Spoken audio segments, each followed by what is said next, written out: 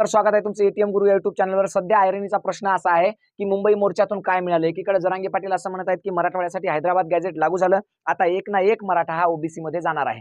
दुसरीकडे ओबीसी नेते सुद्धा काय म्हणत आहेत की याच्यामधलं काहीच होणार नाही किंवा सदावर्ते सारखे वकील असतील की याच्यामध्ये काही नवीन नाही असं म्हणत आहे। त्याचबरोबर काही मराठा समाजाचे अभ्यासक सुद्धा टीव्हीवर एक एक तास अर्धा तास डिबेट करत आहेत। ते सुद्धा सांगत आहेत की टेक्निकली या जीआर मध्ये काय काय कमी आहे आणि याचा मराठा समाजातील लोकांना काही फायदा होणार नाही किंवा गॅझेटचा काही फायदा होणार नाही।